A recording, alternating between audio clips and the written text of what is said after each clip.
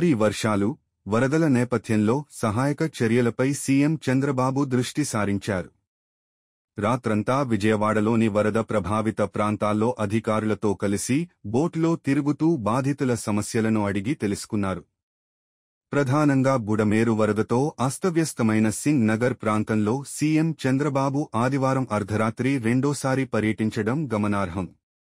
అర్ధరాత్రి 1:10 గంటలకు కృష్ణలంకలోని 16వ division police కాలనీలో పర్యటించారు.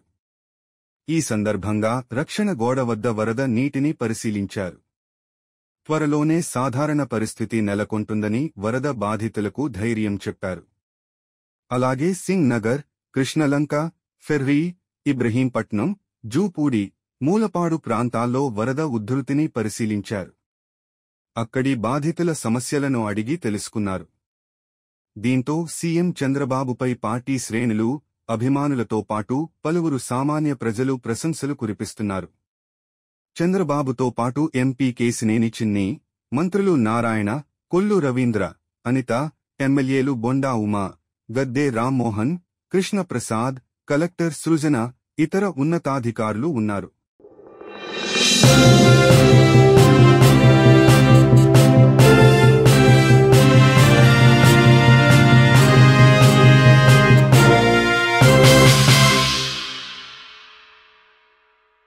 భారీ వర్షాలు, వరదల నేపథ్యంలో సహాయక చర్యలపై సీఎం చంద్రబాబు దృష్టి సారించారు. రాత్రంతా విజయవాడలోని వరద ప్రభావిత ప్రాంతాల్లో అధికారులతో కలిసి బోట్లో తిరుగుతూ బాధితుల సమస్యలను అడిగి తెలుసుకున్నారు. ప్రధానంగా బుడమేరు వరదతో అస్తవ్యస్తమైన సింగ్ నగర్ ప్రాంతంలో సీఎం చంద్రబాబు ఆదివారం అర్ధరాత్రి రెండోసారి పర్యటించడం గమనార్హం.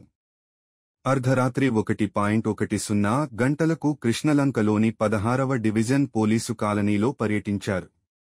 ఈ సందర్భంగా రక్షణ గోడ వద్ద వరద నీటిని పరిశీలించారు. త్వరలోనే సాధారణ పరిస్థితి నెలకొంటుందని వరద బాధితులకు ధైర్యం చెప్పారు.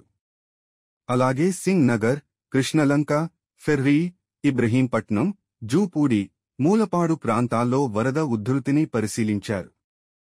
అక్కడి బాధితుల సమస్యలను అడిగి తెలుసుకున్నారు. దీంతో సీఎం చంద్రబాబుపై పార్టీ శ్రేణులు, అభిమానులతో పాటు పలువురు సామాన్య ప్రజలు ప్రశంసలు కురిపిస్తున్నారు. చంద్రబాబుతో పాటు ఎంపీ కేశినేని చిన్ని, మంత్రులు నారాయణ, కొల్లు రవీంద్ర, అనిత, ఎమ్మెల్యేలు బొండా ఉమా, గద్దె రామ్మోహన్, కృష్ణప్రసాద్, కలెక్టర్ సృజన, ఇతర ఉన్నతాధికారులు ఉన్నారు.